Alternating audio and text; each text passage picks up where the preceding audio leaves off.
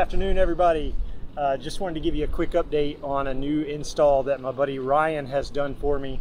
As I mentioned on a couple other videos, Ryan has done, well, all the work on the 4Runner. Literally every last thing. When I tried to do it, I screw it up. So that's when I call in Ryan. Seriously, one time I tried to take off the light bar and dented the hood and scratched the glass. So that's where my expertise ends. So Ryan, I was telling him that I was having an issue with the refrigerator in the back, my Dometic, the 75 dual zone Dometic. Love the fridge, but it was completely draining the battery. Before you get into the comments section and say there's a function that you can make it so it doesn't drain the battery, I know that, but it's important for me to make sure that I've got as much power and keeping things cool back there. You know, beer on the trail is important, and I can't let that get can't let that get warm. So I was telling Ron kind of the issue, and he came up with an awesome solution. As you know, and I've seen a ton out there of solar panels where folks will just throw it on the roof rack. The problem with that for me, throwing it on top of the roof rack, it eliminates really the ability to put the rooftop tent up there.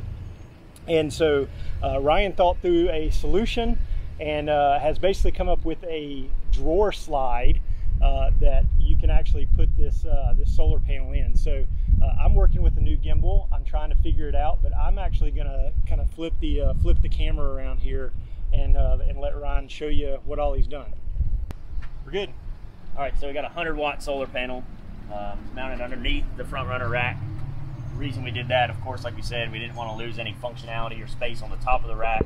There's really nowhere else good to do a solar panel that's storable, that you don't have to leave in the back of the vehicle and take up space, storage area.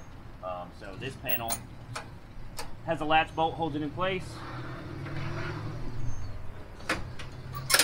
Slides out flat, has a locking position there. And then has about a 40-degree tilt to capture, I guess, direct it more towards the sun, depending on the time of day or wherever you're parked. And then just, you know, as easy as it comes down, goes right back in. And of course, with that latch bolt, this tab is welded. There's a lot of structural strength there. You know, that's never going to break free coming down the road and eject out of the front. The other good thing about the design is no matter how hard you try, it's not coming out of the front, so you don't have to worry about it falling on your hood.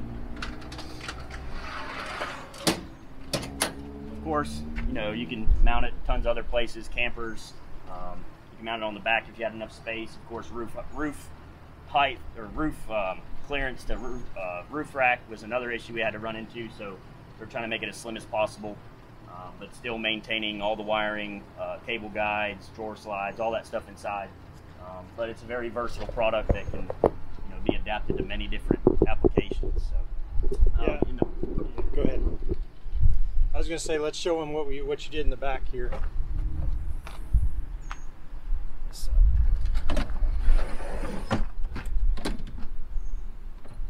of course you got to have a charge controller for solar. So here's our charge controller right here. It's all Renogy product. So that's load. So currently we have 13 volts coming from the panel at 0.6 of an amp. Of course it's actually stowed right now, it's not out. 12.4 volts on battery.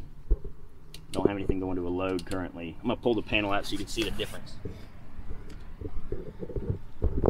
Yeah, so guys, this thing is super sweet, the way that it's got everything in there. So as you can see, as he was saying, it's got the 13 volts now. So we're parked up against a building right now, so it's not direct sunlight. But you can see with the panel pulled out, and it's not even tilted right now, it's at the 1.3 volts. So super neat. Sorry.